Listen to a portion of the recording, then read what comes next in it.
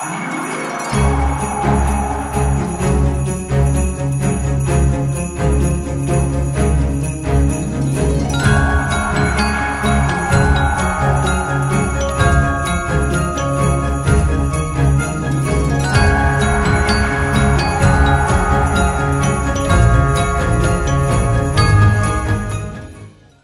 à tous, bienvenue dans ce calendrier de l'Avent, je suis Tatiana Ventose et ceci est la dernière vidéo de ce calendrier et probablement la dernière de l'année. Pour marquer le coup, aujourd'hui, je vais vous laisser avec la vidéo de ma conférence. Vous êtes nombreux à m'avoir exprimé vos regrets de n'avoir pas pu assister à l'une de mes conférences, que ce soit à Limoges, à Lyon, à Grenoble, à Paris, à Nîmes ou encore à Orléans. Donc c'est réglé, vous pouvez désormais y assister, même s'il y aura d'autres dates a priori pour la nouvelle année. La conférence étant déjà assez longue, je ne vais pas m'étendre beaucoup plus, mais je me permets de vous remercier tous d'avoir été là durant cette année mouvementée, c'est le moins qu'on puisse dire, et qui préfigure d'ailleurs une année 2025 encore plus mouvementée sur le plan politique. Pas sûr que ce soit très rassurant, mais enfin bon, on fait avec ce qu'on a et de toute façon les choses sont comme elles sont et il faut simplement être prêt. Merci donc d'avoir été avec moi pour cette année des révélations. Je vous souhaite à tous un très joyeux Noël, passez de très bonnes vacances pour ceux qui en ont. Je vous dis à l'année prochaine, si tout va bien. Vive la France libre et surtout prenez soin de vous. Bonjour à tous, merci beaucoup pour votre accueil. J'étais jamais venue à Nîmes, donc c'est l'occasion. Merci beaucoup. Avant de commencer, je vais poser une question que je pose toujours avant chaque conférence. Et j'imagine que là, les réponses vont être légèrement différentes de ce qu'il y a eu à Paris et à Lyon. Qui dans cette salle a un grand-parent ou un parent, ouvrier ou paysan ? Parents, grands-parents, ouvriers, paysans. Ah ben vous voyez. Oui, ça marche aussi. Oui. Et qui dans cette salle est ouvrier ou paysan ?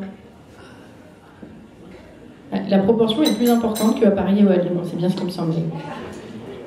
Non mais c'est assez évocateur. Malgré tout, vous voyez bien qu'on a perdu en... Bonjour. Vous voyez bien qu'on en a perdu dans des producteurs au passage. Et en fait, c'est ce que vous avez sous les yeux, c'est le tableau de ce qu'ils ont fait à la France. En 50 ans, ils l'ont vidé de ses moyens de produire la richesse et tenté de faire disparaître ces producteurs. Même de les faire disparaître physiquement. On le voit en ce moment avec le mouvement des agriculteurs. Donc moi, comme vous, j'ai deux grands-parents producteurs.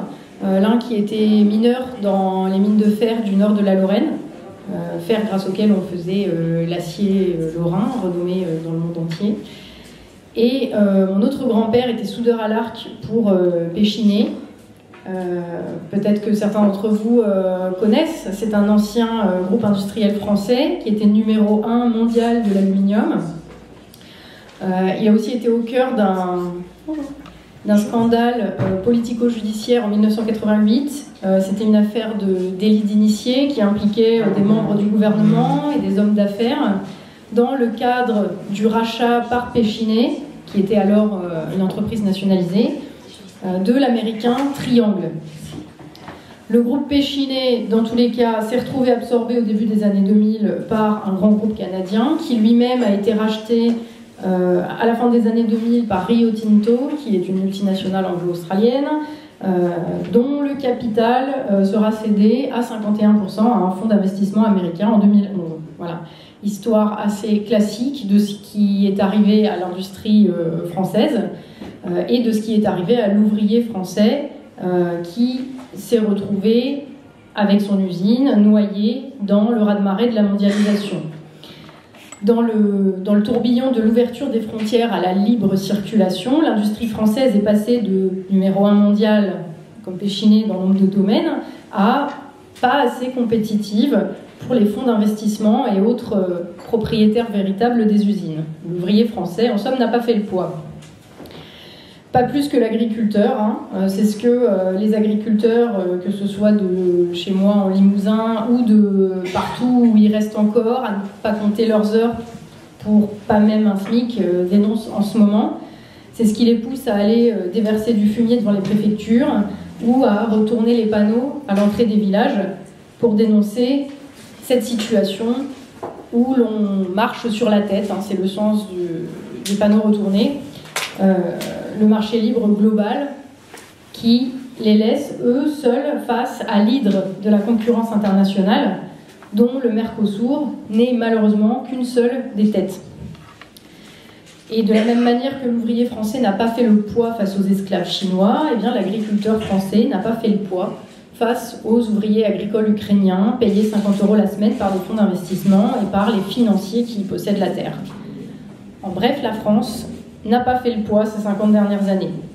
Et la crise y est donc devenue un état permanent. Le chômage structurel a atteint les 10%, l'inflation prive les Français, de plus en plus nombreux, en tout cas Français, de biens de plus en plus essentiels. Mais comme ces biens essentiels se mettent aussi à manquer de plus en plus souvent, on pourrait se dire, bon finalement, voilà. Et le problème, c'est que personne ne comprend vraiment ce qui se passe ni comment on a pu en arriver là. Personne n'a l'air vraiment d'apporter une explication satisfaisante à comment est-ce qu'on a pu en arriver à une situation où, en plus de l'inflation galopante, de la hausse des taxes et des prélèvements obligatoires, on a dans le même temps, comme en cascade, une diminution de l'accès à tous les services que ces prélèvements obligatoires devraient servir à payer, que ce soit des soins de santé, à la police, supposée assurer la sécurité des personnes. Tout le monde se demande où passe l'argent, parce que c'est un petit peu comme si l'État français était devenu une machine à prendre et à faire disparaître le pognon, surtout celui des gens qui bossent sans qu'ils aient droit à rien derrière. Mais plus personne aujourd'hui ne se demande d'où cet argent provient, ce qui est quand même la question principale. Bonjour. Bienvenue. Bonjour et bienvenue dans cette conférence qui essaye de donner du sens à ce qui se passe. Alors, difficile de croire qu'il y a 50 ans encore, les Français pouvaient se promener dans les rues sans trop craindre un coup de couteau, que nos anciens pouvaient aller bosser en se disant que quoi qu'il arrive, eh bien, ils retrouveraient du travail. J'ai encore les récits que ma grand-mère me raconte de mon grand-père, donc celui qui était soudeur à l'arc, qui se mettait très souvent en grève, y compris pour organiser des piquets de grève dans les usines où il ne travaillait pas. Et s'il se faisait virer, parce qu'il n'allait pas au travail, parce qu'il organisait les grèves pour d'autres gens, s'il se faisait virer, de toute façon, le lendemain, il en retrouvait un autre de travail, donc pas de problème. C'est difficile, à la lumière de ça, en fait, de s'imaginer que les Français avaient en tête à ce moment-là que si le pire arrivait, si on se retrouvait à tomber malade ou à avoir un accident de la vie, eh bien on serait pris en charge par la sécurité sociale, payée par les cotisations de tous. En bref, c'est très difficile de croire qu'il y a 50 ans, on n'avait pas en permanence cet affreux sentiment que tout est en train de s'effondrer, sauf bien sûr les taxes, les prix et la mortalité infantile. Ce dernier point qui est quand même un des signes de régression civilisationnelle, un signal faible de régression en fait en tant que nation. Difficile de s'imaginer qu'on n'avait pas pour horizon, en tout cas qu'une tiers-mondisation toujours plus avancée de notre pays dans tous les sens du terme. Et dans ce contexte d'aggravation permanente de tous les problèmes, on attend simplement des Français qu'ils s'y fassent, qu'ils s'habituent à l'intolérable comme si c'était normal. L'insécurité physique, l'insécurité financière et matérielle, l'insécurité quant à l'avenir et même l'insécurité quant à notre identité, à ce que l'on est et ce que l'on représente et ce que l'on est même capable de faire dans cette situation. C'est ce qui est exigé malheureusement depuis des années de nos compatriotes ultramarins qui sont traités comme des citoyens de seconde zone dans ce qu'on pourrait qualifier de véritable périphérie de la France périphérique, où à bien des endroits, l'eau, qui est quand même le bien le plus essentiel à la vie, n'est même plus consommable, et où les coupures d'énergie et les pénuries sont monnaie courante, ou encore là où la pression migratoire, je pense à Mayotte notamment, compromet la sécurité et l'intégrité physique des habitants. Voyez ce qui se passe là-bas. On demande aux Français d'accepter sans broncher la mise à mal de leur possibilité de survivre, individuellement et collectivement. Eh bien, c'est aussi ce qui est demandé à tous les habitants de la France périphérique, celle des campagnes et des petites villes, en version un petit peu moins extrême pour le moment. Mais comme on va le voir, l'étape suivante, c'est ce qui se passe dans les DOM. Donc j'ai fait un certain nombre de conférences en fait jusqu'ici. Je suis allée dans plusieurs grandes villes, Paris, Lyon, Grenoble, et j'ai été un petit peu frappée par l'insouciance qui règne là-bas. C'est-à-dire que dans les grandes villes, dans les grandes villes, tout est disponible à toute heure. Il y a de la lumière, du bruit, de la vie tout le temps. Les gens sont dans les cafés, ils vivent un petit peu comme avant, comme si tout était comme avant, dans les années 90, 2000, cette période où on se dit que tout allait bien. Alors c'était peut-être un petit peu fantasmé, mais tout n'allait pas aussi mal qu'aujourd'hui.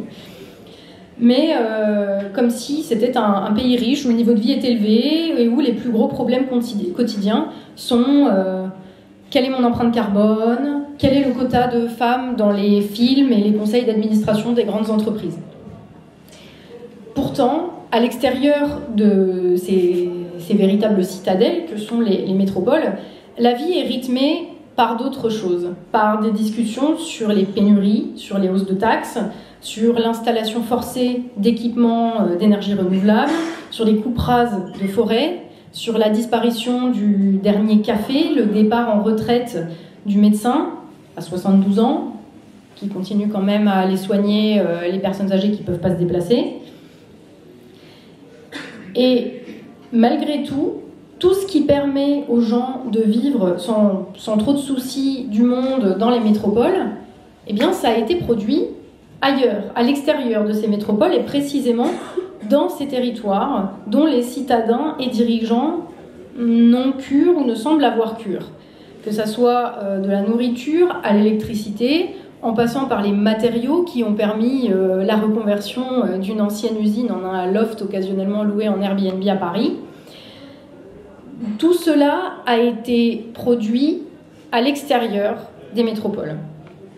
Et en fait, c'est comme si en France, il y avait deux mondes qui coexistent, mais que l'un des deux s'était autonomisé et avait oublié jusqu'à l'existence de l'autre, et surtout avait oublié à quel point il était dépendant de l'autre. Alors l'idée de ce livre, il est venu le temps des producteurs, elle est partie de ce constat que nous faisons tous aujourd'hui, du moins hors des grandes villes, mais je pense qu'il y a quand même assez de gens au sein des grandes villes qui eux-mêmes n'ont pas oublié l'essentiel, à savoir que c'est la merde. Je n'ai pas d'autre manière de le dire. Et la réalisation de ce livre, par contre, elle est le fruit de la volonté de comprendre ce qui s'était passé pour que les choses en arrivent là. Parce que les choses, elles ont un sens. L'histoire n'est pas absurde. Il y a des décisions qui ont été prises quelque part, à un certain moment, qui nous ont conduits à la situation où nous en sommes. Et ce que nous avons en réalité sous les yeux, cette insécurité physique, matérielle, financière, culturelle permanente, eh bien tout cela est le résultat direct de décisions politiques. Car, oui, tout est politique. Alors attention, quand je dis que tout est politique, je ne parle pas de ce qui se passe au fond de votre caleçon ni dans votre assiette, mais bien d'une organisation sociale, d'une organisation de la société. Ce n'est pas un moyen de dédouaner les gens de leurs mauvais choix individuels que de dire cela, bien sûr, mais moi, mon boulot, c'est pas d'aller dire aux gens ce qu'ils ont à faire, mais d'expliquer, en tout cas, c'est ce que j'ai essayé de faire, c'est de tenter d'expliquer pourquoi la société est organisée de cette manière. Parce que la tiers-mondisation de la France, elle n'est pas arrivée naturellement, parce que tous les individus, individuellement, auraient décidé de cela. Et elle n'est pas non plus due au hasard, ni à l'opération du Saint-Esprit. Donc tout ce bordel a un sens, mais évidemment, il fallait le trouver. Et c'est un peu marrant parce que la quête de sens, c'est ce qui nous meut avec l'équipe du Fil d'Actu, avec qui je fais des vidéos, depuis presque 10 ans. Le slogan, ceux qui suivent la chaîne, vous le connaissez, l'émission qui donne du sens à l'information. Bonjour. C'était le point de départ. Dans un monde médiatique saturé de polémiques stériles, d'événements qui semblaient tous déconnectés les uns des autres, d'analyses qui nous semblaient que des réactions pulsionnelles qu'on oubliait aussi vite qu'on avait entendues, qui pourrissaient nos cerveaux aussi, eh bien c'est ça qu'on a voulu faire, retrouver le sens des choses. Et ça a parfois impliqué de laisser passer la caravane du cirque médiatique, de résister à l'impulsion première de la réaction pour ne pas tomber dans les pièges qui nous étaient tendus, parce que c'est aussi effectivement une manière de détourner l'attention et de nous détourner de notre quête de sens, de s'éloigner du bruit pour pouvoir comprendre sans aucun bruit parasite tous les tenants et les aboutissants de ce qui se passait. Et déjà il y a 10 ans, notre analyse était la suivante. La situation est grave, les problèmes sont complexes, et tous ceux dont c'est le travail, soit d'expliquer la situation, à savoir les journalistes et les intellectuels, soit de proposer des solutions, à savoir les politiques, semblent ne pas le faire, ou en tout cas ils semblent avoir cédé à la facilité et avoir abandonné le travail de fond. Ils semblent s'être résolus à ce que leur rôle soit simplement de caresser dans le sens du poil un public ou un électorat, suivant que ce soit les journalistes ou les politiques, déjà d'accord avec eux. Et depuis 10 ans que je fais, presque 10 ans que je fais de l'analyse politique sur YouTube, les choses se sont quand même considérablement dégradées. Et avec le Fil d'Actu, on a choisi en fait dès le départ de prendre le contre-pied de cela, de sortir de notre zone de confort et de faire ce boulot que personne ne faisait, à savoir aller au fond des choses. Alors si je vous parle du Fil d'Actu et de YouTube, c'est parce que ça a un lien avec ce livre. C'est parce que en fait, ce livre, il est la suite logique de cette démarche de quête de sens. Bien sûr, ça n'a pas été simple. On a dû tous remettre en question nos modes de pensée pour repartir du réel. Il y a des gens dans l'équipe de départ du Fil d'Actu qui ont refusé cette démarche. Et ces gens-là, en fait, sont finalement retournés dans les rangs des militants où les 3 d'entre nous qui restent dans l'équipe avions aussi été formés. Et ceux qui sont repartis continuent tout simplement à repasser en boucle, un petit peu comme un disque rayé, une espèce de catéchisme politique de plus en plus dépourvu de sens et de plus en plus détaché du réel. Et vraiment, repartir du réel, pour nous, c'était se détacher des idéologies, aussi bien celles que le système nous avait mises dans le crâne, parce que c'est réel, on est tous formatés d'une manière ou d'une autre, mais aussi celles que nous nous étions choisies, nous, en réaction à ça. Et on en est arrivé à une conclusion qui a été finalement un point de départ, c'est que non seulement c'est la merde, mais en plus, rien de ce que nous avons à disposition ne permet ni d'expliquer ce qui se passe de manière satisfaisante, ni ne nous propose une issue satisfaisante. Ni ne nous propose une issue tout court d'ailleurs. Donc à ce moment où on a vraiment compris ça, on s'est mis dans un beau pétrin parce que on s'est mis tout le monde à dos. On savait pas trop ce qu'on cherchait non plus. Et chaque pas nous faisait comprendre que les briques dans le mur du réel, ça nous faisait encore plus mal que ce qu'on avait imaginé. Alors c'est évidemment le risque quand on envoie balader des schémas toxiques et foireux avec lesquels on fonctionne depuis des années. On se retrouve seul pendant un moment, on est obligé d'apprendre, de retrouver les choses par soi-même, on est obligé de se forger des outils, une boussole et de se former en fait, un peu tout seul. Et c'est très compliqué parce qu'il faut commencer par accepter qu'on ne sait rien et c'est compliqué parce que quand votre formation politique et intellectuelle elle vient directement des rangs militants où tout le monde est convaincu de détenir la vérité et que la seule question c'est comment convaincre le monde entier que c'est vous qui êtes les meilleurs, il y a du chemin à faire. Hein. Voilà. Parce que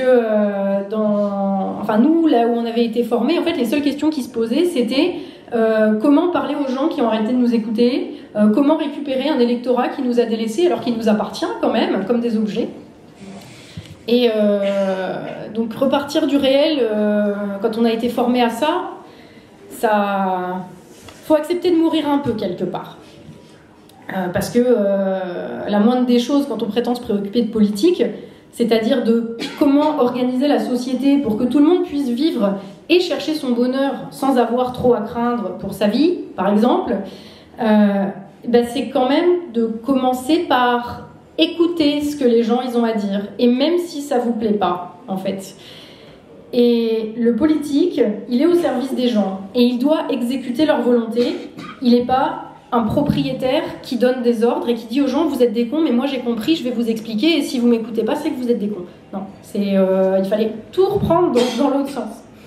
Et de la même manière, le journaliste, l'intellectuel, ils sont supposés être au service des gens. Ils sont censés expliquer comment la société fonctionne afin que les gens puissent se faire leur propre avis. Ce ne sont pas des maîtres qui sont supposés dire aux gens que penser. Et pendant des années, en fait, c'est dans ces eaux-là qu'on a cherché. À la frontière entre la politique et le journalisme, les deux domaines finalement dans lesquels nous avions identifié les manquements les plus graves et qui sont aussi les domaines les plus cruciaux puisque ce sont ceux qui déterminent comment nous vivons ensemble. Voilà, parce qu'on n'est pas des individus isolés qui vivent chacun dans une grotte. Voilà, on est bien obligé de trouver une manière de s'organiser tous ensemble. Donc c'est dans ces domaines-là qu'on est parti en quête de vérité, dans cet univers, paradoxalement, réputé pour son mensonge et sa capacité à créer des illusions. Alors, évidemment, du coup, on a pas mal tourné sans réussir à trouver la vérité, parce qu'elle avait été bien cachée.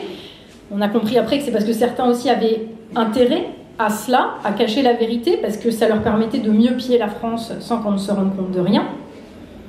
Mais ça, on ne le savait pas encore. Donc, on a continué de chercher, sans vraiment saisir la vérité, dans des vidéos de plus en plus longues, de moins en moins nombreuses, à s'arracher les cheveux pour comprendre les tenants et les aboutissants de ce qu'on vivait. Et si vous avez suivi un petit peu notre parcours, que ce soit sur ma chaîne ou sur le fil d'actu, vous l'avez vu ces dernières années, le nombre de vidéos se réduire progressivement, puis à chaque fois, avec le fil d'actu, je crois que c'est le pire. On a sorti, on sortait une vidéo tous les 3 mois, mais elle faisait 1h10 et c'était il y avait du fond, quoi, il y avait du contenu. Alors parfois, on a réussi à saisir une part du réel grâce à des moments comme les Gilets jaunes, évidemment, grâce aussi à des auteurs, notamment, je pense à Christophe Guilluy, théoricien de la France périphérique, l'un des rares, si ce n'est pas le seul intellectuel à ne pas prendre de haut qui que ce soit, mais à donner un état des lieux factuel sur la fracture entre les gagnants et les perdants de la mondialisation, sur la manière dont cette réalité, en fait, elle s'exprime au niveau géographique et social. C'est une thèse beaucoup plus géographique que politique, peut-être parce que Christophe Guilluy est géographe, du coup, ceci explique cela. Mais au moins, ça avait du sens, justement. Et dans tous les cas, c'était toujours plus satisfaisant que Fourquet le Jean Foutre et sa thèse Fourre-tout sur l'archipélisation de la France. Je ne peux pas vous dire à quel point je déteste Jérôme Fourquet. On aura peut-être l'occasion d'en reparler. Mais ceci dit, on n'était toujours pas satisfait non plus, parce que ça n'allait pas assez loin. Hein, bien sûr, l'explication, la France périphérique, la France des métropoles versus la France périphérique de Guilluy est extrêmement utile, mais elle ne nous donnait toujours pas la totalité du tableau, et nous permettait toujours pas d'expliquer comment ni pourquoi on en était arrivé à cette situation, à ce sentiment qu'il y a deux mondes qui coexistent en France, et que justement, c'est pas seulement une histoire de ville et de campagne.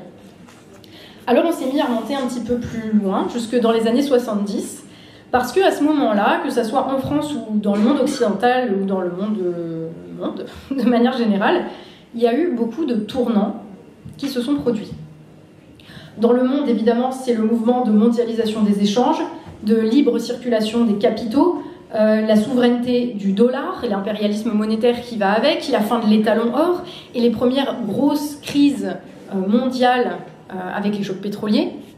Et en France plus particulièrement, eh bien, c'est le début de notre déclin industriel avec les débuts des délocalisations, c'est le début de la crise permanente, c'est l'apparition en France dans les ministères et les hautes administrations de dirigeants et de cadres issus de la haute finance et des banques d'affaires, peut-être un lien. C'est l'augmentation du nombre de fonctionnaires et de cadres au point où aujourd'hui ils se retrouvent plus nombreux que les ouvriers. Ouvriers d'ailleurs dont le nombre s'est mis à décliner drastiquement dans les années 70. Donc il y a quelque chose, enfin tout tourne un petit peu autour de la même idée. C'est aussi le moment où tout le monde est encouragé à aller suivre des études supérieures, à aller à la fac, à rejoindre la classe moyenne. Ce qui permet d'ailleurs de faire disparaître l'idée qu'il puisse y avoir plusieurs groupes sociaux fondamentaux aux intérêts divergents. Il y a peut-être un lien aussi avec tout le reste. C'est également notre intégration de plus en plus importante et notre soumission à des règles de plus en plus strictes sur lesquelles les Français ont de moins en moins de pouvoir de décision via le marché européen, où l'utopie libre-échangiste a été poussée beaucoup plus loin que partout ailleurs dans le monde. Et tout ça est évidemment concomitant. Quant à savoir si ça a une cause commune, tant qu'on n'a pas un peu cherché, on ne peut pas le savoir. Mais comme dans toute quête, il y a une intuition qu'il y a quelque chose qui part de là. Et un jour d'avril 2023, à force de lecture et de recherche, il y a la lumière qui s'allume. Parce que depuis plusieurs années qu'on pose les questions de souveraineté, de réindustrialisation, d'agriculture, eh bien, il y a Tommy, qui est rédacteur en chef du fil d'actu, mon fiancé qui est juste là-bas, qui tombe au détour d'une lecture d'une lecture d'un livre d'économie de la fin des années 60, c'est ça ? Fin des années 60, sur les chiffres de la PIB à la fin des années 60. Ceux qui savent déjà où je vais aller. J'ai bien dit la PIB. D'ailleurs, ceux qui suivent le fil d'actu, vous vous souvenez que ce moment a été à la fois une illumination et une douche froide. Voilà.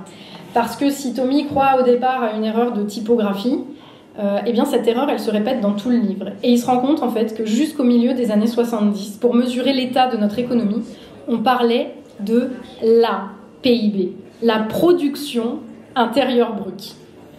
C'était l'indicateur principal de la santé économique d'un pays. Ça n'a pas l'air de grand-chose, mais il se trouve qu'aujourd'hui, tout est relatif au PIB, le produit intérieur brut. C'est l'indice premier, encore une fois, qui permet de mesurer la richesse de notre pays.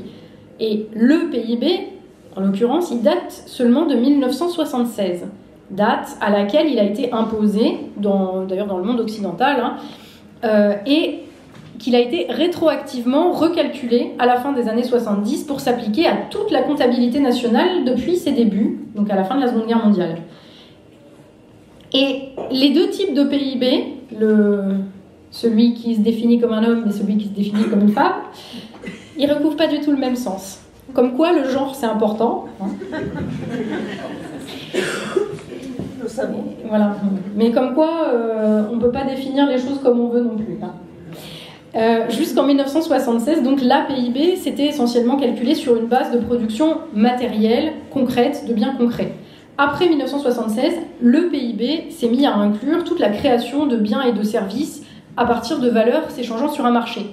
Mais aussi tous les services, c'est-à-dire tous les services non marchands et les activités immatérielles. Ça allait des contrats d'assurance au crédit bancaire, en passant par les employés domestiques, le salaire des fonctionnaires, de l'administration. Ça a même été mis à jour en 1993, oui, pour intégrer tous les investissements immatériels. Et aujourd'hui, ça inclut même, vous le savez, parce que c'est tellement absurde, le trafic de drogue et la prostitution.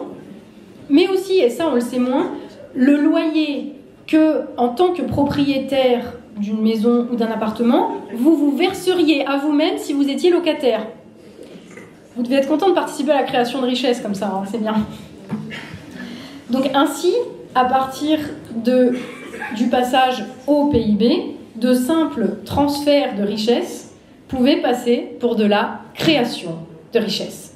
Donc autant dire qu'à partir de là, la richesse devient non plus le produit d'un travail, mais une idée qui peut se créer à partir de rien. Voilà.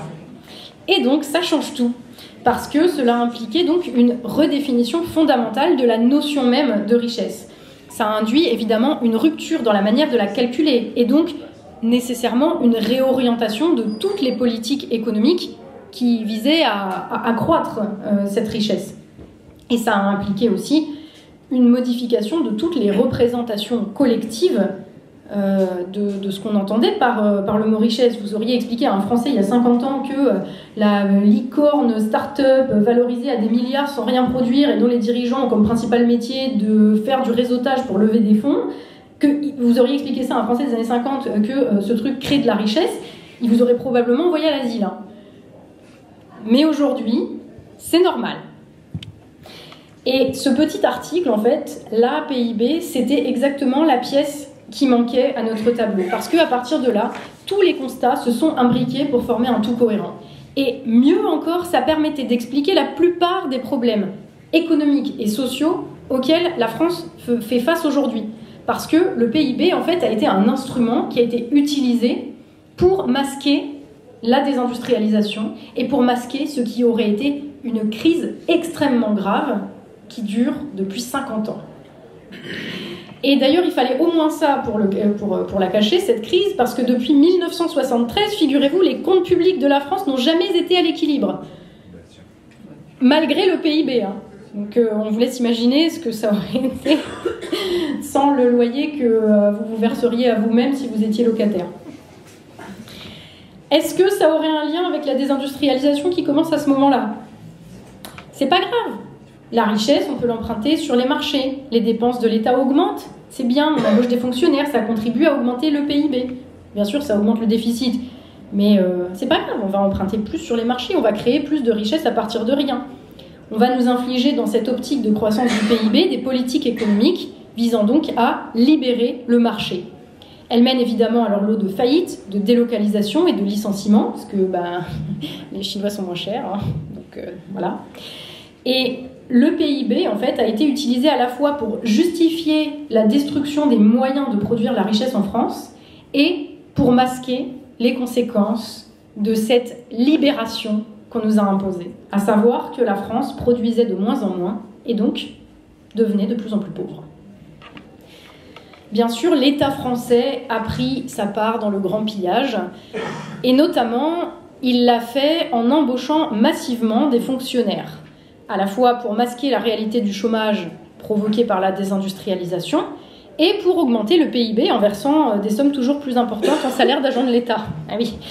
Et si je vous donne l'évolution du nombre de fonctionnaires en France, en 1974, ils étaient 3,4 millions, en 1980, 3,9 millions, donc Giscard, plus 500 000 fonctionnaires, c'est d'ailleurs lui qui, au prorata de ce qu'il est resté au pouvoir, a le plus augmenté le nombre de fonctionnaires, plus encore que François Mitterrand. Donc de quoi tempérer les ardeurs de ceux qui nous disent le contraire et que ça a commencé avec le socialisme. Non, ça a commencé dans les années 70 avec Giscard. Et puis à partir de là, de toute façon, tous les dirigeants étaient aux ordres d'eux-mêmes. Donc on a dit 1995, donc 4,5 millions de fonctionnaires. 2007, 5 millions. 2017, 5,5 millions. Voilà. Dans le même temps, le nombre d'ouvriers est passé en 1970 de 7 millions et 40% de la masse salariale à 5 millions aujourd'hui pour 20% de la masse salariale. Ce qui, si on y réfléchit d'ailleurs 3 secondes, est complètement absurde, parce que le fait qu'il y ait plus de cadres que d'ouvriers, de métiers d'encadrement que de métiers de production, c'est un petit peu... Il y a un problème quand même. On aurait quand même pu se dire, il y a quelque chose qui ne va pas dans cette manière de penser la société. Mais bon. Et on nous a vendu en plus la classe moyenne un petit peu sur toutes les lèvres. C'est pour ça qu'on a développé une classe de services tertiaires pour oblitérer la réalité du caractère fondamental, essentiel de la production. Ils nous ont même inventé un concept pour décrire la société sans production qui était la nôtre, la société de consommation.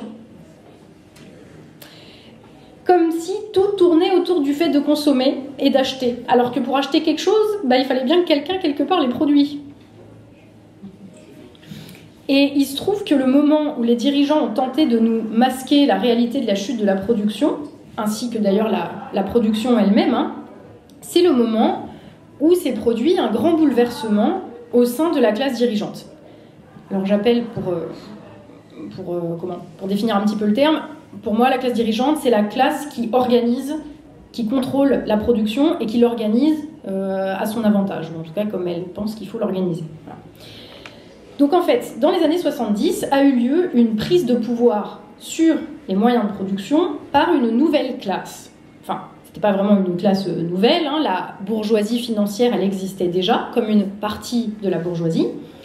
Ce sont essentiellement les propriétaires des banques d'investissement, des actions, les gestionnaires de portefeuille, ce qu'on va appeler communément la finance. Voilà.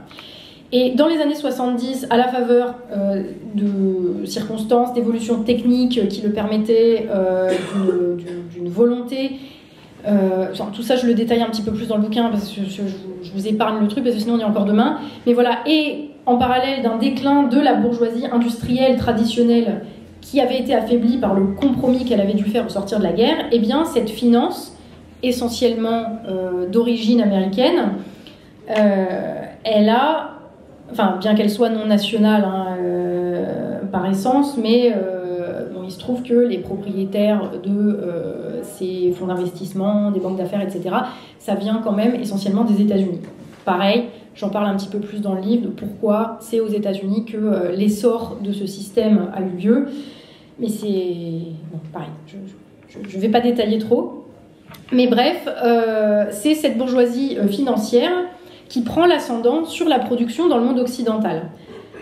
Les grands capitaines d'industrie, les patrons à l'ancienne, comme on pouvait se les représenter, ces gens à qui, en gros, il suffit de traverser la rue pour aller discuter avec le contremaître de la meilleure manière d'augmenter les cadences et les rendements, eh bien, tous ces anciens capitaines d'industrie deviennent, à partir des années 1970, de simples gérants au service des véritables propriétaires de leurs usines. Ah oui, il y a l'urgence. Non, mais c'est vrai. Et ces véritables propriétaires, eh bien, ce sont les détenteurs des titres de propriété des entreprises, qui vont donc, à ce moment-là, imposer leurs objectifs et leurs agendas de gouvernance des entreprises. Donc, autant dire qu'à ce moment-là, le patron patriote, c'est terminé. Il devient simple exécutant pour les propriétaires des titres des entreprises. Et pour les propriétaires des entreprises qui gèrent les portefeuilles d'actions et donc les portefeuilles de titres des entreprises. Enfin, c'est toute une cascade. Autrement dit, les années 70, c'est le moment où les financiers prennent le pouvoir et comptent bien l'utiliser pour servir leur intérêt. C'est ce qu'on a appelé la financiarisation de l'économie, notamment occidentale.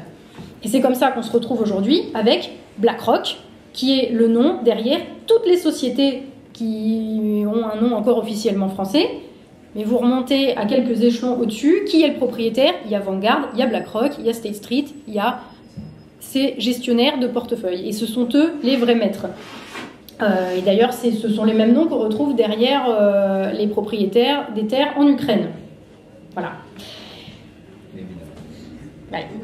Parce que c'est dans les années 70, en fait, que la finance a commencé à vraiment abolir les frontières.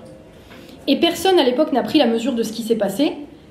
C'est le principe d'une révolution de palais. Ça se passe dans le palais, puis à l'extérieur, les gens ne s'en rendent pas forcément compte tout de suite.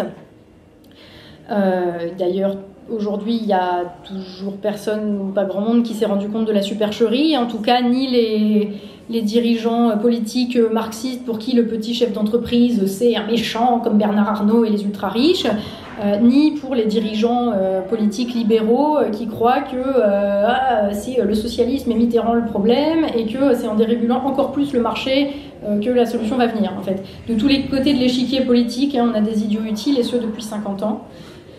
Désolée de le dire, mais voilà. Mais le plus gros problème, à la limite, c'est pas que l'opposition n'ait pas compris ce qui se passe, c'est que à la tête de la France, les financiers ont mis qui ils voulaient.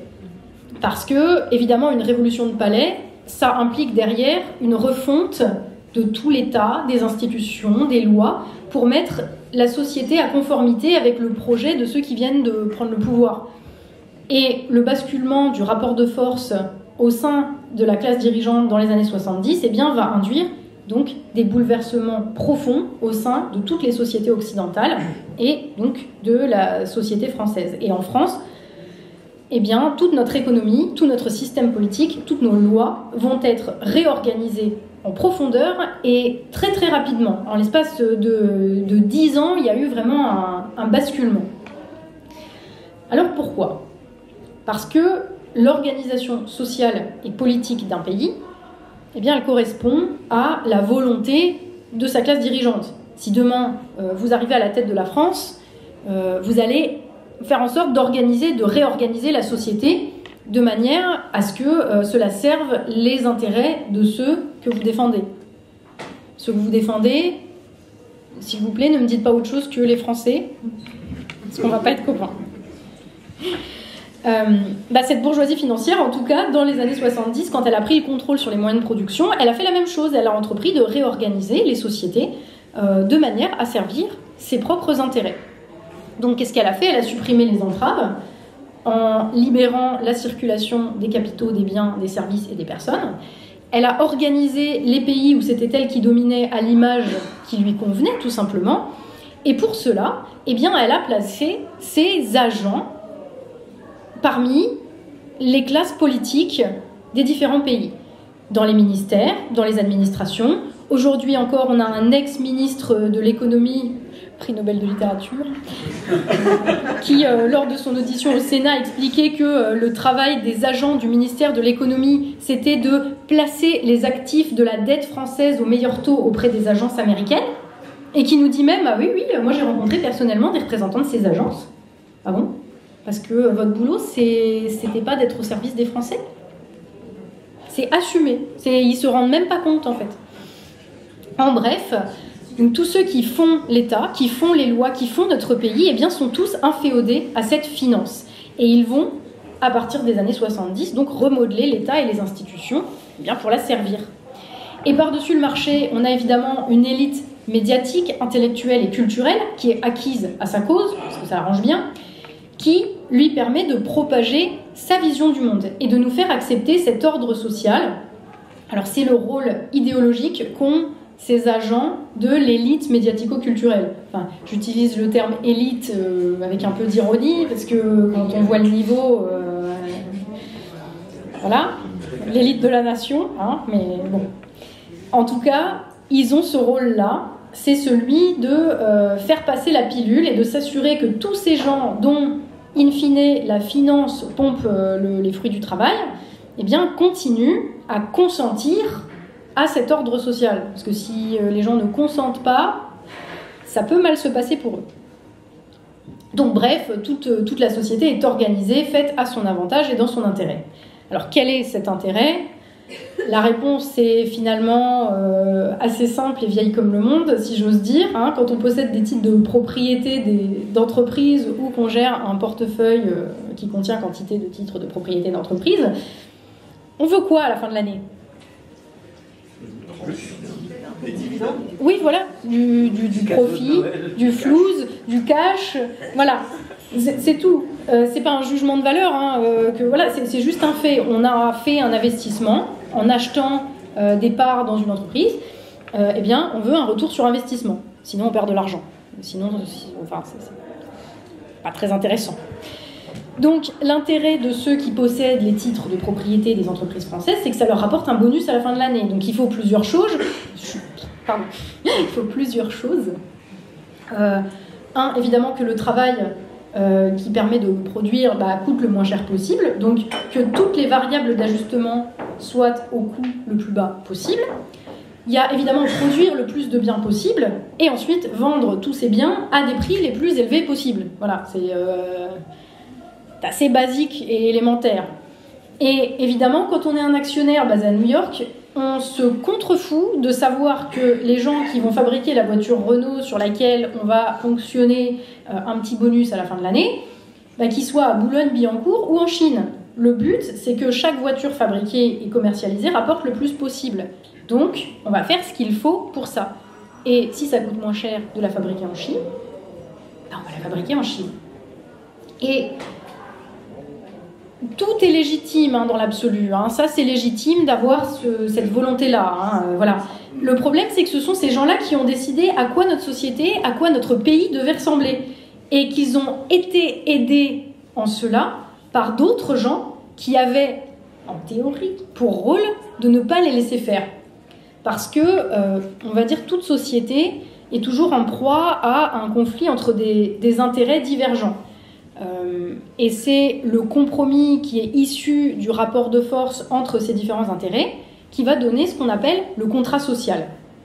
Le contrat social, c'est l'accord tacite, bien sûr, on ne signe pas tous un truc à la naissance, mais c'est un accord entre tous les membres de la société qui pose des règles à respecter de manière à ce qu'on puisse tous vivre à peu près tranquille, sans se taper dessus en permanence, en ayant à peu près de quoi manger, se chauffer et vivre dans une paix, une sécurité relative. Voilà. En France, mais d'ailleurs dans le monde même, mais en France, le contrat social, c'est pas forcément le même en fonction des époques, évidemment. Donc en France, le contrat social n'a pas toujours été le même. Les différents groupes sociaux n'évoluent pas dans le même contexte et n'avaient donc pas les mêmes intérêts que ceux en présence aujourd'hui au Moyen-Âge. Le contrat social était complètement différent parce que le contexte était complètement différent. Et jusque dans les années 70, en fait, c'est le contrat social qui avait été établi au sortir de la Seconde Guerre mondiale qui prévalait encore. Pourquoi seulement depuis la Seconde Guerre mondiale? Parce que 1945, finalement, 1945-1975, c'est une génération à peine. C'est parce que en 1945, le pays était ravagé et qu'il a eu besoin d'organiser la production de tous les biens nécessaires à la vie des Français et à la reconstruction, en fait. Donc l'alimentation, le bâtiment, l'énergie, les biens de consommation courante, etc. Et ce nouveau contrat social, il avait été fondé entre deux partis, essentiellement pas deux partis politiques, deux partis au féminin. D'un côté, les Français qui avaient besoin de tous ces produits, qui fournissaient la main-d'œuvre pour les produire, et de l'autre côté, les capitaines des grandes industries françaises qui possédaient les moyens de production, à savoir les usines, en l'occurrence. Je vais mettre à part le cas de l'agriculture parce que les paysans de l'époque étaient quand même essentiellement propriétaires de leurs terres, de leurs moyens de production, donc le compromis était plus facile. Ce qu'on a dit aux agriculteurs à ce moment-là, c'était plus vous produirez, plus vous vendrez, donc plus vous y gagnerez. Et c'est d'ailleurs par là qu'ils ont été eux aussi rendus esclaves d'intérêts autres que le leur et celui de la France. C'est par là qu'on les a blousés, les agriculteurs. C'est pour ça que la question ne se pose pas du tout de la même manière par rapport au mouvement des agriculteurs aujourd'hui que par rapport à la question de l'industrie. Mais pour revenir à ce contrat social de 1945, le compromis s'était fait sous la supervision de l'État, des représentants du peuple français, les dirigeants politiques, qui devaient faire et exécuter les lois en prenant en compte les différentes forces en présence et la nécessité d'avoir le consentement des deux côtés afin de pouvoir servir les intérêts de la France. Et à la fin de la guerre, au vu de leur prouesse en 1940, ils étaient aussi particulièrement scrutés, donc ils avaient plutôt intérêt à donner le change s'ils ne pouvaient pas se faire dégager. Parce que ça s'est mal passé pour certains en 1945. Donc ils essayaient de pas... Ils n'avaient pas trop intérêt à faire les malins quand même, parce qu'en plus, chacun des principaux groupes en présence avait évidemment des moyens de pression. D'un côté, évidemment, les ouvriers avaient moyens de pression énormes parce qu'ils étaient nombreux et qu'ils pouvaient faire grève. Parce que je rappelle quand même que la base de faire grève, c'est arrêter la production pour faire pression. C'est que si tous les ouvriers arrêtent de bosser, il n'y a plus aucun bien dont vous avez besoin pour pas crever qui arrive jusqu'à vous. C'est sûr que ça fait un petit peu plus pression tout de suite que les manifs Bastille République de la CGT Éducation qui fait juste chier les parents d'élèves. Donc ça, c'est d'un côté. Et de l'autre, désolé s'il y a des profs dans la salle, j'ai été prof, je vous en veux pas, mais bon. Vous êtes moins essentiels que des agriculteurs. Voilà. Moi aussi, Et donc de l'autre côté, l'autre groupe en présence qui avait des moyens de pression, c'était évidemment la bourgeoisie industrielle qui avait, sans elle, il n'y avait pas d'usine, il n'y avait pas de machine, il n'y avait pas de moyens de production et il n'y avait pas de salaire. Donc les représentants de la France, ils étaient censés trouver des compromis entre les deux parties afin que surtout ni les uns ni les autres n'arrêtent de produire ce dont les Français avaient besoin. Voilà. Donc à l'époque, les intérêts des producteurs allaient dans le même sens que l'intérêt national, et les intérêts des propriétaires des moyens de production, ils allaient aussi dans le même sens que l'intérêt national. Tout le monde avait en fait un intérêt à travailler de concert dans un même but. Et ça a marché super bien. C'est ce qu'on a appelé les 30 Glorieuses. Le résultat, c'est ce qu'on a appelé les 30 Glorieuses. La France était parmi les premiers mondiaux dans des domaines de production divers et variés, de l'électricité à l'agriculture, en passant par différents secteurs de l'industrie. Évidemment, à la lumière de ce qu'on vient de voir, dans les années 70, c'est là que ça commence à coincer et que le contrat social, le compromis de l'après-guerre, se retrouve bouleversé. Vu que la bourgeoisie financière internationalisée, elle n'est plus du tout, elle n'est plus en France, elle se fout que les Français mangent, qu'ils se chauffent, elle se fout de la prospérité nationale. Et comme à la tête de la France et des autres pays occidentaux, eh bien, ils avaient placé leurs agents pour défendre leurs intérêts, eh bien, le résultat du rapport de force, et donc le compromis, change. Donc, on désindustrialise la France. On met le pistolet sur la tempe des agriculteurs français, ce qui mène à un déséquilibre énorme de la balance dans le rapport de force entre propriétaires des moyens de production et producteurs. De plus, comme on l'a vu, celui qui était censé être l'arbitre un petit peu de tout ça, représentant l'intérêt national au-dessus des intérêts particuliers, l'État, s'est définitivement rangé du côté de la finance. Donc la balance qui était auparavant équilibrée entre les uns et les autres, elle penche désormais en défaveur des producteurs et de plus en plus en faveur de la finance. Donc c'est même pas finalement qu'on a été trahi par un dirigeant, c'est qu'en fait en une décennie, nos dirigeants qui étaient serviteurs du compromis dans l'intérêt national, ils ont été remplacés par de simples serviteurs de la finance. Et à ce moment-là, la France était prête pour l'assainir, pour la prise de contrôle par la finance sur notre pays, visant à en piller non seulement la richesse produite, mais aussi les moyens de la produire. Et à compter de ce moment-là, ce ne sont plus les intérêts des Français qui comptent, mais les intérêts de la finance mondiale. Et quand je parle d'intérêt, ce n'est pas une idée abstraite, ce n'est pas quelque chose de moral, c'est très concret. C'est-à-dire qu'on a la finance qui a besoin de détruire l'outil de production français pour piller. Elle a donc instauré la libre circulation des capitaux, là où, dans le compromis d'avant, les grands capitaines d'industrie, ils avaient besoin d'un tissu industriel fort, ils avaient besoin de protectionnisme économique important, ils avaient besoin d'un soutien de l'État pour les aider à être compétitifs sur la scène internationale. Donc, c'est très concret. Pareil, la finance, elle a besoin de garder le consentement des peuples à son ordre social. Il faut donc qu'elle donne l'illusion que rien n'a changé. C'est ce que lui a permis la libre circulation des biens, grâce à laquelle elle nous a fait croire que finalement rien n'avait changé, que tout était toujours la même chose. C'est juste que nous, ça nous coûtait moins cher, à nous, consommateurs de cette nouvelle société de consommation, et qu'en plus, on aurait même pu se baisser pour ramasser ou à se casser le dos au travail pour les produire, tous ces biens. De la même manière, troisième élément, elle a eu besoin d'avoir ses domestiques aux portes des villes où elle s'est concentrée, elle s'est implantée et s'est concentrée, pour faire toutes les tâches de services non délocalisables. Elle a donc fait venir une main-d'œuvre immigrée pas chère en instaurant la libre circulation des personnes. Et ces libres circulations, elles vont toutes de pair. On ne peut pas avoir l'une sans l'autre. Et tout cela a été gravé comme des principes inaliénables par des décisions politiques dans le marbre des lois et des institutions. Et aujourd'hui, la France, elle a quoi comme chef ? L'incarnation suprême de ce système. Il n'est pas président de la République française, en fait, Macron. Il est gouverneur d'une province pour un petit groupe qui a colonisé le monde entier pour en piller la richesse. Et tout ce qu'ils ont changé, c'est qu'ils ont enrobé cet état de fait dans un discours positif sur la mondialisation heureuse, sur la croissance et bien sûr sur la liberté, pour faire passer la pilule. Alors que la liberté, c'est surtout la liberté du renard dans le poulailler, là. Mais bon. Et de là, bien sûr, tout s'enchaîne, c'est-à-dire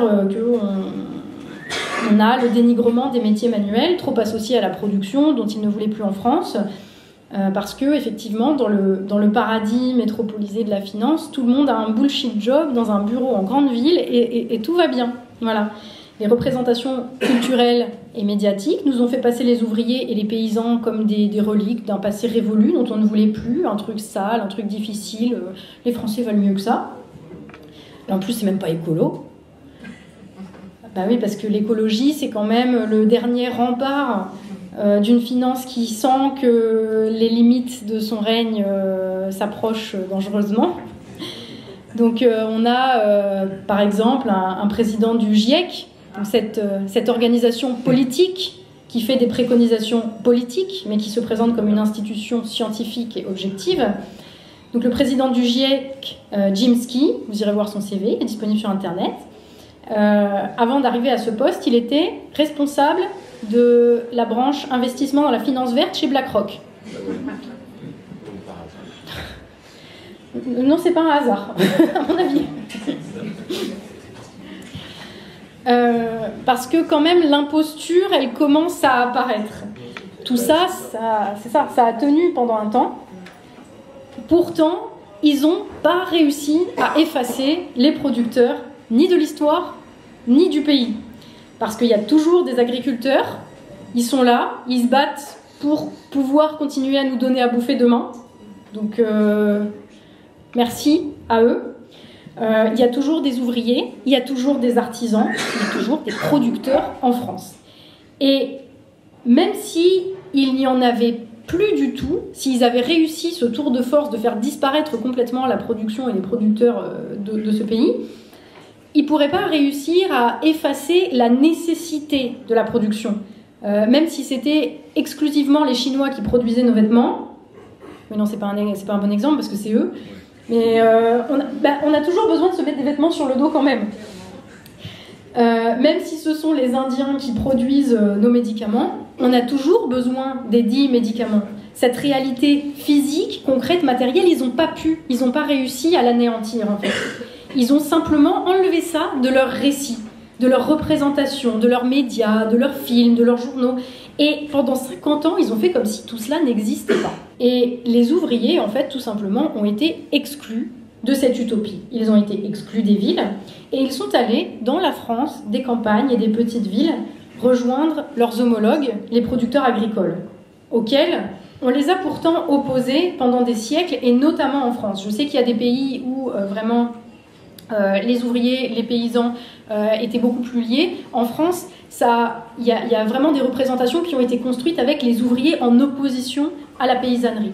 Les ouvriers de gauche, syndicalistes, versus les méchants paysans de droite, réactionnaires, etc.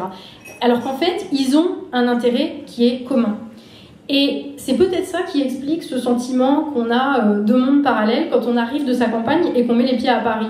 Les deux univers en fait, qui coexistent au niveau géographique, ils sont le reflet de cet ordre social qui a été établi par la classe dirigeante. Car l'utopie de la bourgeoisie financière, on l'a sous les yeux, et l'organisation géographique, extrêmement bien décrite et de manière très pertinente par Christophe Guilluy, eh bien, elle reflète parfaitement en fait, l'organisation sociale. C'est-à-dire qu'on a en ville concentré tous les jobs directement liés à la bourgeoisie financière, à la classe dirigeante, qui assure son bon fonctionnement, qui vivent de son essor, les métiers à haute valeur ajoutée, essentiellement improductifs dans le marketing, la publicité, le consulting, les métiers d'encadrement et de conseil.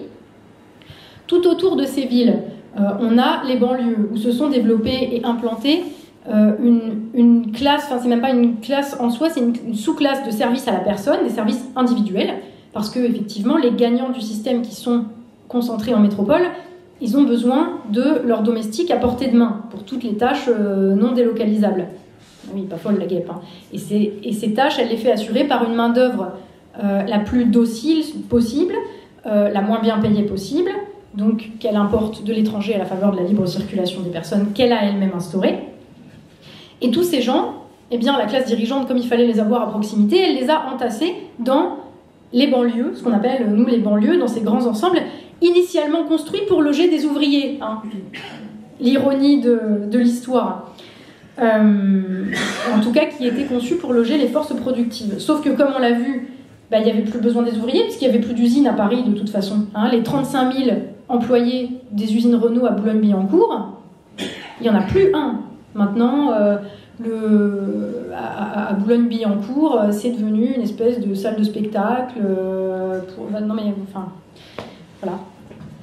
Ça a disparu. Donc, les ouvriers, qu'est-ce qu'ils vont encore habiter en ville, à nous faire chier? Non, on va les remplacer par une main-d'œuvre de larbins qui peuvent livrer des tacos à 3h du matin, garder les gamins, et puis ils ne vont pas faire chier à vouloir faire de la production quand même. Donc on a ça.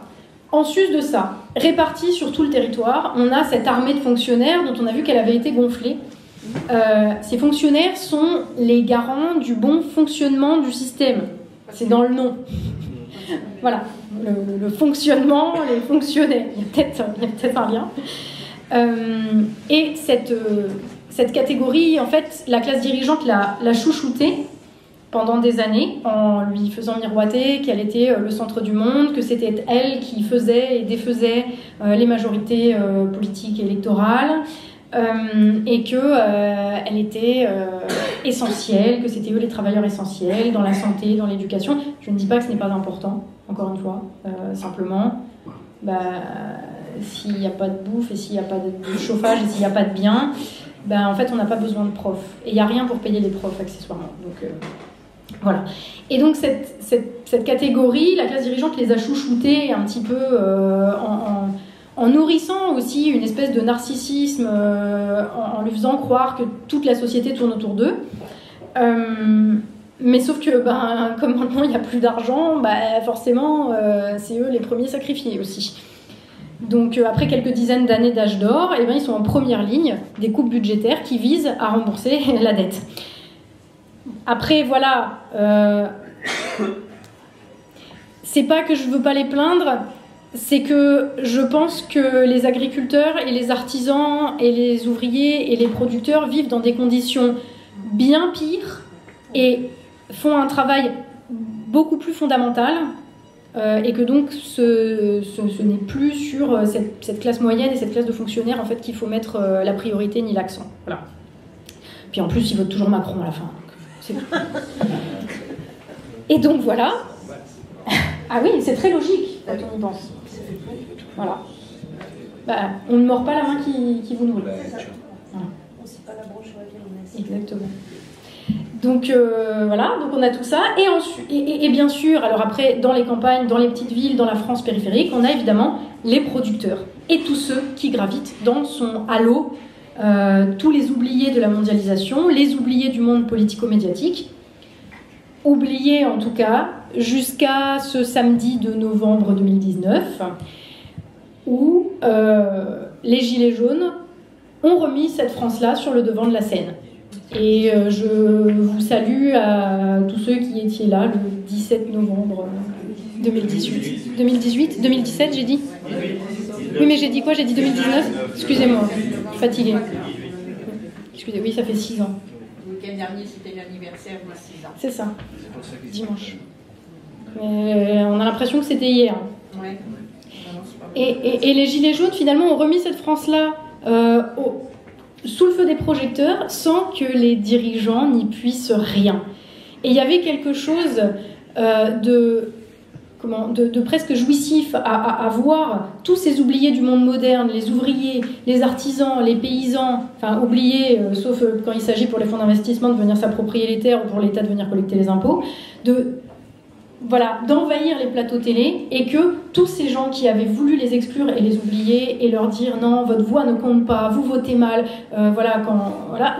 de revoir tout ce monde-là, dire mais en fait on est là, même si Macron ne veut pas, et vous ne pouvez rien y faire. Et voilà, ça me fait plaisir, voilà. Après, chacun. Mais ça donne aussi de l'espoir et de l'optimisme pour la suite. Néanmoins, cette utopie-là, elle a quand même séduit pendant un temps, et y compris chez les producteurs, et y compris chez beaucoup de gens qui ont mordu à l'hameçon. Et je pense que s'il y a dans cette salle des gens qui me disent « Non, moi j'ai jamais cru, j'ai jamais mordu », est-ce que vous ne vous mentiriez pas un petit peu à vous-même quand même? On a tous profité de ça, d'une manière ou d'une autre. C'est pas une critique, c'est pas un reproche, mais il s'agit juste un petit peu de regarder la réalité en face pour savoir où on va maintenant. Et donc d'assumer peut-être que on n'a pas toujours été... en tant qu'individu, on n'a pas à être parfait de toute façon. Normalement, il y a une organisation sociale qui nous permet de trouver notre voie et de trouver notre bonheur sans qu'on ait à se battre pour sa survie. En tout cas, ça a séduit. Les biens de consommation étaient moins chers. Les politiques de redistribution, elles compensaient les défauts structurels, le chômage. Et en plus, l'ascension sociale nous était possible. Elle était promise aux enfants d'ouvriers qui n'iraient plus se casser le dos à l'usine et qui, à défaut d'avoir un travail stimulant où ils se sentiraient utiles, pourraient rester assis dans des bureaux toute la journée. Et clairement, c'était sans doute mieux que d'aller à la mine. Je ne sais pas si c'était mieux que d'aller à la mine, parce que quand on entend les gens par chez moi parler des dizaines d'années où ils ont travaillé dans les mines d'uranium, ils en étaient très contents. C'était des boulots qui étaient bien payés, qui contribuaient à ce qu'on ait de l'électricité et qui amenaient de la vie en fait, parce que tout le monde travaillait plus ou moins dans ces secteurs-là et permettait que par exemple dans mon village il y a encore 40 ans 11 bars et restaurants, voilà, où les gens sortaient le vendredi et le samedi, dépensaient leur paye et redistribuaient l'argent de la production dans la sphère des services. Mais aujourd'hui, des 11 bars, il en reste 0. Voilà. Et au-delà des aspects même matériels et concrets, il ne faut pas oublier les questions des représentations qui jouent sur la psyché. Les représentations médiatiques, culturelles, collectives, elles ont permis aussi d'asseoir ce modèle dans l'opinion, parce qu'il nous était présenté comme merveilleux, désirable, heureux, en jouant sur tous les ressorts de la psychologie humaine et de ce que nous, on trouve comme merveilleux, désirable et heureux. Et donc pendant 50 ans, la production et les producteurs ont été loin des yeux et loin du cœur. Sauf qu'à un moment, évidemment, l'utopie est devenue un cauchemar dystopique et petit à petit, le projet de la classe dirigeante et son organisation sociale sont venus se fracasser sur le mur du réel. D'abord, évidemment, l'abandon de la production a induit une diminution de la richesse nationale que même des indicateurs comme le PIB ne parvenaient plus à masquer. Parce que, évidemment, moins de production, ça veut dire moins d'argent pour la redistribution. Ça veut donc dire nécessité de prendre plus quelque part ou de couper ailleurs. Quand on voit Michel Barnier, sera-t-il encore Premier ministre à Noël ? On ne sait pas. Néanmoins, il a promis 60 milliards d'économies pour 2025, 40 en coupe budgétaire et 20 en hausse d'impôts. Sachant que c'est juste pour 2025, parce que l'année d'après, il faudra encore en trouver, probablement plus. Et en fait, c'est vraiment la synthèse du problème. On ne produit plus, donc la masse de richesse en circulation s'effondre. Donc, il y a besoin de toujours plus de redistribution pour pallier les conséquences du modèle. Donc, on emprunte plus sur les marchés, mais avec de moins en moins de capacité de remboursement, sachant qu'en plus, ceux qui gagnent de l'argent via les marchés financiers en spéculant sur notre dette et sur nos capacités de remboursement, c'est aussi les mêmes qui possèdent les moyens de production derrière. Donc, c'est un cercle vicieux qui ne peut pas tout à fait bien se terminer. On est d'accord, ça ne peut pas bien se finir. Exactement, le Ouroboros. Par ailleurs, ceux-là même que la classe dirigeante avait dorloté, à savoir ses services, sa classe moyenne, et notamment ses fonctionnaires, il n'y a plus d'argent pour les payer, comme on le disait. Donc on est obligé d'arrêter de leur faire croire qu'ils sont le centre du monde et on les sacrifie. Voilà. Et enfin, la concentration dans les banlieues de populations pauvres, précaires, immigrés, donc avec d'autres cultures, mais sans aucune politique d'intégration et sans vraiment contrôle, ça mène aussi, évidemment, à l'insécurité, à la délinquance, à des tensions communautaires, voire au terrorisme islamiste, qui a fait un certain nombre de victimes, y compris en France, mais pas que. Enfin, c'est aussi une des conséquences du modèle de la finance internationale, en fait. Daesh est un sous-produit de cela. Donc ce mur du réel, évidemment, il est quand même nié par tous les relais médiatiques, intellectuels, culturels et politiques de la classe dirigeante, mais il est vécu pourtant directement et concrètement par des Français de plus en plus nombreux, via le chômage, via l'inflation et via leur insécurité. Donc ça crée une colère et un ressentiment qui ne demandent qu'à exploser. Par ailleurs, le modèle a aussi créé a créé un certain nombre de contradictions, à savoir que le fait que les gagnants du modèle ont intérêt à le rester et à ce que l'organisation sociale telle qu'elle est perdure, eh bien ça crée un problème, parce que la bourgeoisie financière, c'est une classe à qui le statu quo ne suffit pas. Elle doit, pour continuer de vivre, toujours plus accroître son profit. Et donc piller toujours un peu plus loin la nation, ses producteurs et ses richesses. Elle finit cependant par se toper contre une limite, qui est la limite physique et matérielle, qui fait qu'à un moment, elle aura, comme disent les inconnus, sucé jusqu'au fond, et que la société dont elle est le parasite va mourir. C'est nous. À moins que le rejet de plus en plus massif de ces politiques qui visent à lui permettre la poursuite de son pillage finisse par débarrasser la société de sa domination. Mais ça, c'est à l'organisme hôte d'en décider. À cela, évidemment, on ajoute aussi des problèmes extérieurs qui ont été créés par la classe dirigeante elle-même, comme le docteur Frankenstein a créé son monstre. C'est-à-dire que les pays qui ont accepté de produire pour elle, depuis 50 ans, la Chine, les BRICS, la Russie, l'Inde, voilà, ils vont peut-être pas continuer à le faire bien longtemps. Je vous reprends pas l'exemple de la pandémie où on s'est retrouvé avec le PC chinois qui a dit non, en fait les masques et les équipements de protection maintenant, oui nous on a les usines, ouais, mais maintenant on les garde pour nous parce qu'on en a besoin. Donc vos soignants, ils vont devoir utiliser des sacs poubelles. Non mais on s'en fout, on pense à nous d'abord. Voilà. Donc si le PC chinois décide un jour de garder pour eux le matériel médical, le Doliprane c'est plus les Indiens je crois. Mais encore pire, sur les tarmacs des pays européens, des pays qui se volent entre eux en fait. Oui. Alors on va pas parler de Valérie Pécresse tout de suite si vous voulez bien, mais oui, qui se volent, mais il y en a qui prennent au passage dans les poches, bien sûr. Voilà. Oui, non, mais parce que c'est ça qui est génial, c'est qu'en fait le système est fait pour qu'il y ait toujours tout un tas de parasites sur tout le long de la chaîne, et puis qu'au bout, le robinet est vide. C'est étrange. Où est passé l'argent? En tout cas, dans cette même idée, en tout cas, l'essor des BRICS, dont les politiques économiques qui sont devenues plus conquérantes vis-à-vis de l'Occident, dont elles ont récupéré donc les usines et le savoir-faire, peuvent se permettre de refuser désormais de jouer les ateliers du monde, et donc de remettre en cause la souveraineté du dollar, de créer des systèmes alternatifs. Je ne dis pas que tout est prêt et que voilà, mais je pense qu'à certains égards, dans les livres d'histoire, dans quelques siècles, on nous dira que ça a déjà, en 2024, ça avait déjà basculé. Parce que c'est la fin de la mondialisation. Et les tensions géopolitiques liées à la fin de cette mondialisation, on ne va pas reparler de la guerre en Ukraine notamment, qui est une des émanations de cette démondialisation. Bref, l'utopie de la finance mondiale commence, même pour elle-même, à ressembler à un cauchemar. En tout cas, son système bat de l'aile. Et on arrive donc à un point de rupture, à une fracture irréconciliable entre deux groupes au sein de la France, en tout cas. D'un côté, une classe dirigeante dont l'intérêt est de se maintenir au pouvoir au détriment des intérêts de la France et de sa capacité à produire, selon les besoins de ses habitants en tout cas.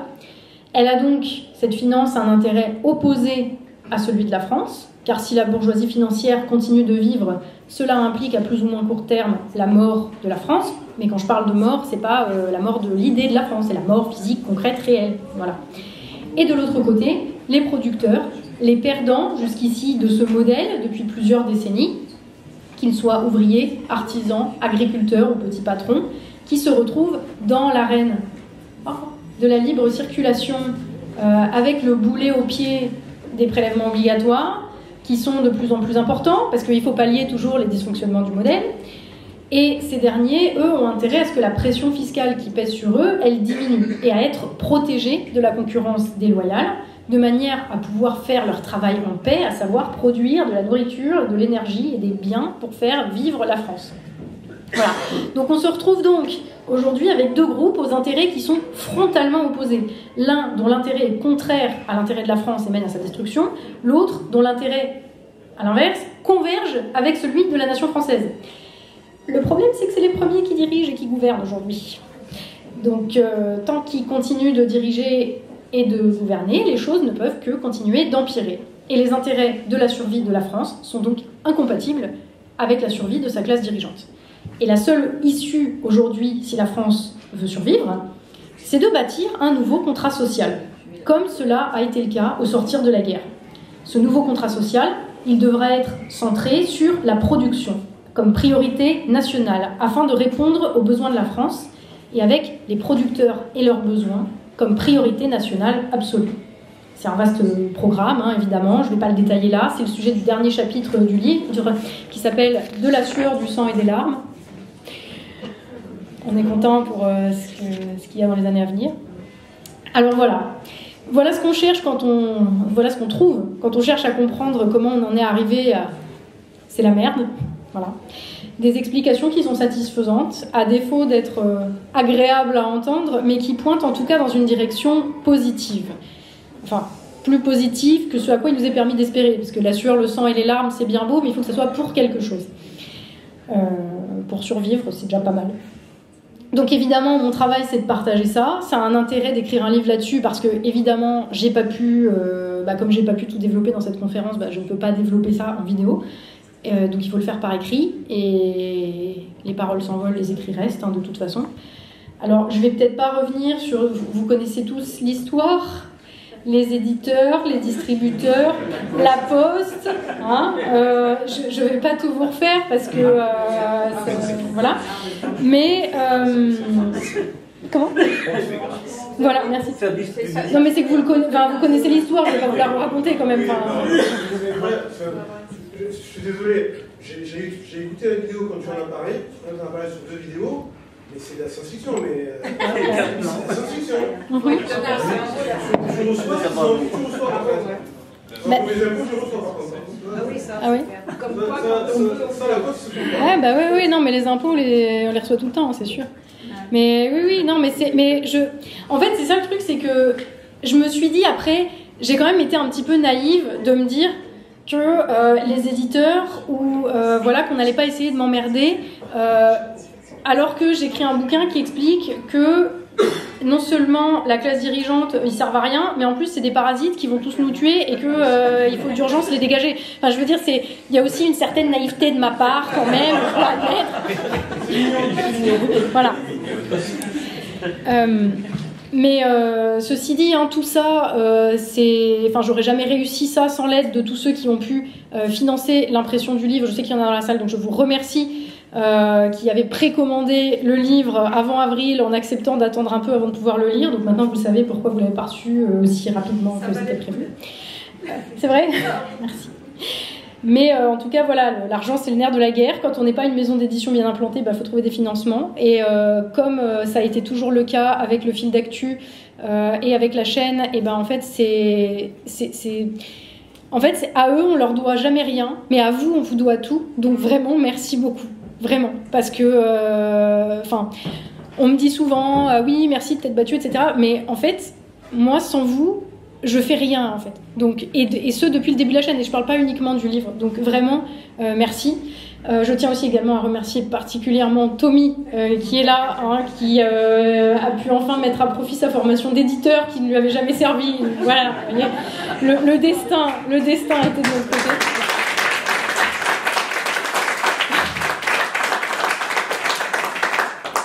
Après aussi, ils sont pas là, mais les gens de Tipeee, hein, qui nous ont aidés dans toute la campagne de précommande, qui ne nous ont jamais censurés, contrairement à d'autres plateformes, pour contenu qui ne leur plaisait pas idéologiquement. Donc ça, vraiment, merci à eux.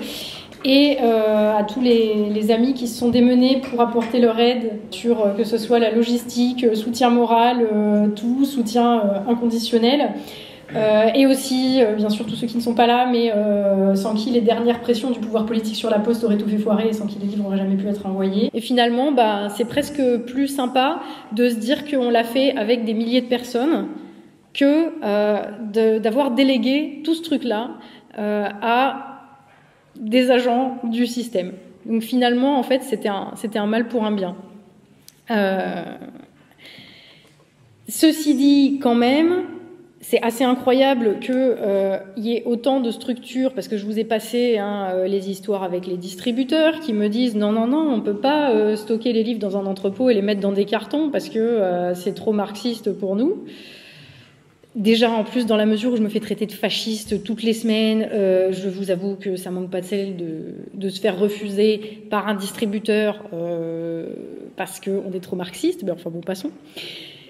Donc, beaucoup de peine, beaucoup de mal pour empêcher un livre précommandé à 5000 exemplaires. Enfin, je veux dire, on est des milliers, c'est exceptionnel, c'est très important, c'est beaucoup plus que Bruno Le Maire.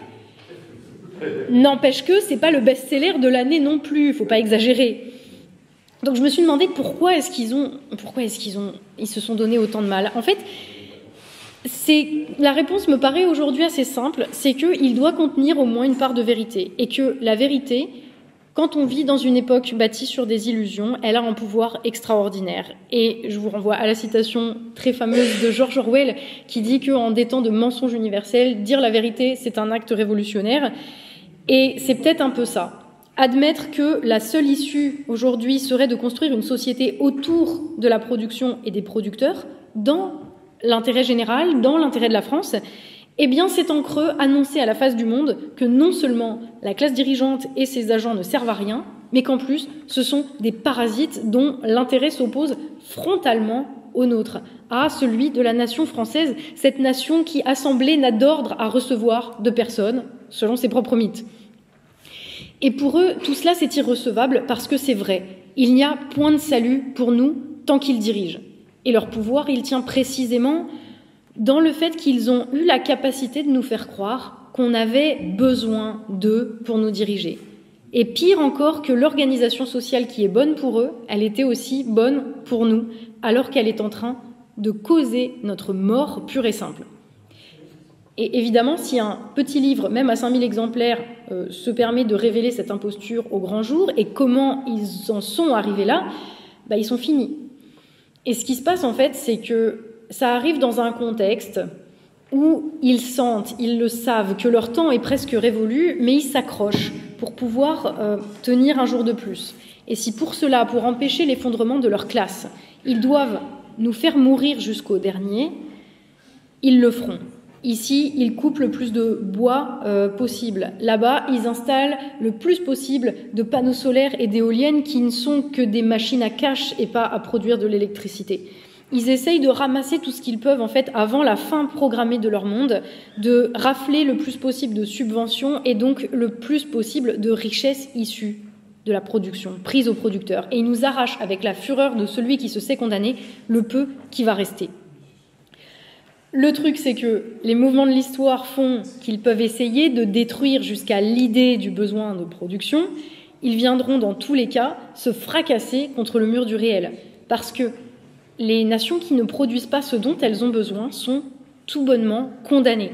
Les producteurs qu'ils ont voulu faire disparaître, ils sont encore là, ils ont survécu. Et contre toute attente, eh bien, ils sont encore là, à porter la France à bout de bras, malgré ce qu'on leur fait subir. Et aujourd'hui même, à la minute où je vous parle, il y a des agriculteurs dehors, là, en train de démontrer à la face du monde qu'ils sont indispensables. Victor Hugo disait « Rien n'arrête une idée dont le temps est venu », sauf qu'ici-bas, on ne vit pas d'idées.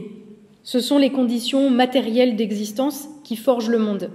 Il ne s'agit donc pas ici d'une simple idée, il s'agit d'un mécanisme historique très concret qui repose sur l'instinct de survie, sur la force, sur la capacité d'adaptation, aussi bien au niveau individuel que collectif. Sous la férule d'une classe dirigeante dégénérée, les producteurs, ils ont appris à survivre. Ils ont disparu des radars, mais en silence, ils ont développé des compétences, une résilience, une capacité d'adaptation que la classe dirigeante n'a plus. Alors, selon les lois de la nature, le groupe le plus puissant et le plus indispensable à la société a vocation, tôt ou tard, à devenir le groupe dominant. Tout indique donc que le moment des producteurs arrive à grands pas. Et aucune idéologie, aucune censure, aucune tentative d'oblitérer cette réalité dans les récits ne peut rien contre ce réel. Le choix, il est très simple aujourd'hui, mais il est terrible, la production ou la mort. Le reste appartient bien sûr à l'histoire, mais c'est à la France et surtout à ses producteurs de l'écrire. Je vous remercie.